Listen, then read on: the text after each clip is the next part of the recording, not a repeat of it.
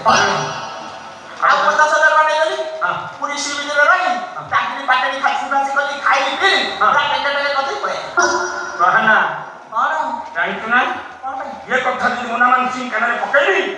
ସିଧା ବନ୍ଧୁକ ବାହାର କରିବ ଅନେକ ଏମିତି ଜାଗାରେ ଫୁଟେଇବ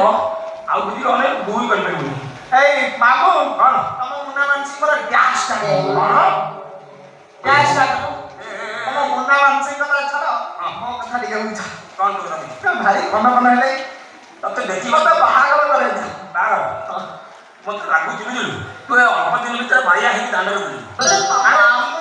ଆରେ ଆଗେ ଟିକେ ଝିଅ ଠିକ କରେ ତିଥିବାର ନକ୍ଷତ୍ର ଠିକ କରେ ତାପରେ ବର ବେଶ ହବ ନା ତୁ ଏ ବର ବର୍ଷ ପାଗଳା ମୋର ଓଲଟା ଆଗ ଚଉଠି ତାପରେ ବରବସ ତାପରେ ତିଥିବାର ନକ୍ଷତ୍ର ସବୁ ଠିକ ହବ ସେ ବାବୁ ଚଉଠି କାମ ତ ମୁଁ ସାରି ଦେଇଛି ହେଲା ଆଗ ଅବିକା ବାହାଘର କାମ ବାହାଘରଟା କଲେ ମୁଁ ଖୁସି ହେଇଛି କାହାକୁ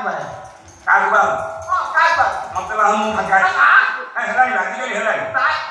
ମୋର ସେ ସମଲିଙ୍ଗୀ ସମ୍ପର୍କ ଦରକାର କଣ କହୁଥିଲି କି ତମ ଭାଣିଜୀ ସୁମି ସହିତ ମୋର କରେ ଜାଣିଛୁ ନା ବେକାରିଆ କଥା କହୁଛୁ କଣ ବେକାରିଆ ମୁଁ ଭାଣିଜୀ ସୁମି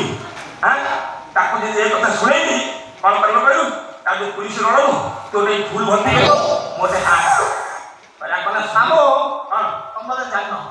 ଘଟଣାଟା ଓଲଟା କଣ ଓଲଟା ତମେ ଟିକେ ସୁମିକୁ ପଚାରି ଦଉଛ ସେ ଯଦି ମୋତେ ରାଜି ନଥିବ ତାହେଲେ ବିଶ୍ୱାସ କର ଆଉ ବାହାରି ଆରେ ସୁମି ତତେ ଆର ଆଖିରେ ଅନେଇବାରେ ଇଏ ଗ୍ୟାରେଣ୍ଟି ପଚାରିକି ପଚାର ମୁଁ ବା 100% ଗ୍ୟାରେଣ୍ଟି ସହିତ 50% ୱାରେଣ୍ଟି ଦଉଛି 100% ଗ୍ୟାରେଣ୍ଟି ସହିତ 50% ୱାରେଣ୍ଟି ସୁମି ତତେ ରାଜି ହବ ନାହିଁ ଦେଖିଲ ପଚାର